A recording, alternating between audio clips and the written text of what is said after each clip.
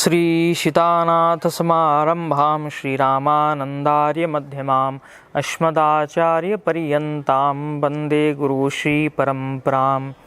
नीलाचलनिवासाय नित्याय परमात्मने बलभद्रसुभद्राभ्यां जगन्नाथाय ते नमः। जय जगन्नाथ।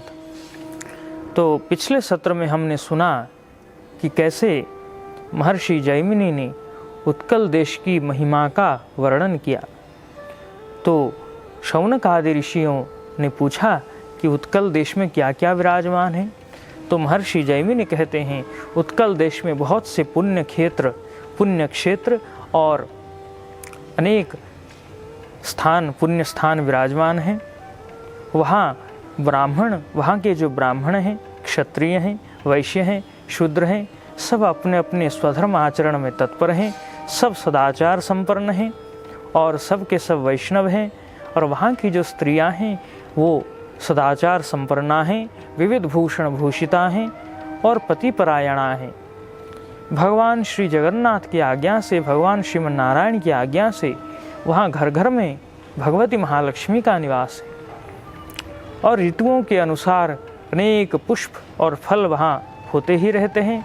फल एवं पुष्पों का संभार है और विभिन्न नदी, नाले और पर्वत विराजमान हैं। प्राकृतिक दृश्य से अतीव सुंदर एवं मनोहर है। और इसी कारण से उत्कल देश को भूमि का स्वर्ग कहा गया है। और इसी उत्कल देश की मिट्टी में बहुत से भक्तों ने जन्म लिया है, जैसे भक्त श्री दासिया बावरी जी हैं। तो भक्त श्री दासिया बावरी जी के हाथ से स्वयं भगवान जगन्नाथ ने नारियल ग्रहण किया है। और भक्त श्री बंधु महांति जी हैं।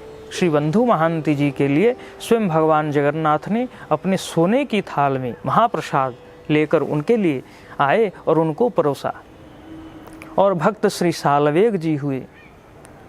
इसी तरह अनेक भक्त इस उत्कल मिट्टी में जन्म हुए हैं, प्रकट हुए हैं। और भी बहुत से साधु संत इस क्षेत्र में, इस उत्कल मिट्टी में प्रकट हुए हैं, जैसे पंचसखा गोस्वामी, महापुरुष श्री अच्युतानंद देव गोस्वामी, जो स्वयं भगवान जगन्नाथ के ही अवतार हैं। अच्युत अनंत श्री अनंत दास गोस्वामी, जिनको शिशु अनंत दास भी कहा जाता है। भगवती महालक्ष्मी ने उनको शिशु रूप में स्वीकार किया, पुत्र रूप में स्वीकार किया, इसलिए उनको नाम पड़ा शिशु अनंत दास। और श्री यशोवंत दास, श्री जगन्नाथ दास, श्री चैतन्य महाप्रभु ने श्री जगन्नाथ दास गोस्वामी को अति बड़ी उपाधि से विभूषित किया है, इसलिए उनको अति बड़ी जगन्नाथ दास गोस्वामी कहा जाता है।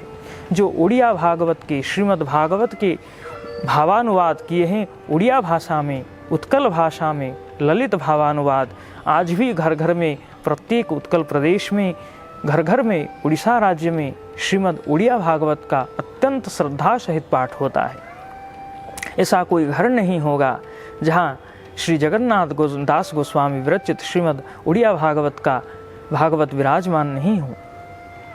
और श्री बलराम दास गोस्वामी, जिन्होंने उड़ीसा के अध्यात्म क्षेत्र में बहुत सा एक बड़ा आंदोलन लेकर आए और वो एक बहुत महत्वपूर्ण जगह अपने आप में ही स्थापित किए हैं इस उत्कल भूमि में। और उनके अतिरिक्त और भी संत हुए हैं। संत श्री अरक्षित दास, संत श्री हाड़ी दास, संत श्री रघुवर दास, संत श्री साधुवर दास, संत श्री अभिराम परमहंस देव, संत श्री समयोगी श्री यमुना दास बाबा जी महाराज, श्री संत चैतन्य चरण दास बाबा जी महाराज, श्री संत कवि भीम भोई जी, ऐसे ही अनेक संत हुए हैं इस उत्कल की मिट्टी में। और अनेक मूर्धन्य कवि हुए हैं इस मिट्टी में, जैसे कवि सम्राट वीरवर उपेंद्र भंज। कवि सम्राट उपेंद्र भंज ने राम तारक मंत्र को जाप करके भगवान श्री राम से कवित्व की सिद्धि प्राप्त की है। तो उसी तरह और भी कवि हुए हैं। कवि कल्लोल श्री दीनकृष्ण दास और विदग्ध कवि अभिमन्यु सामंत सिंहार, कवि सूर्य श्री बलदेव रथ एवं स्वभाव कवि श्री गंगाधर मेहर इत्यादि अनेक कवि हुए हैं तो ऐसे अनेक मूर्धन्य कवि हुए हैं। तो इस तरह से महर्षि जैमिनी ने उत्कल देश की जो गौरव है, उत्कल देश का गौरव जो है उसका वर्णन किया है। तो अगले सत्र में हम सुनेंगे कि ऋषियों ने क्या पूछा और महर्षि जैमिनी ने क्या उत्तर दिया। तब तक के लिए जय श्री जगन्नाथ।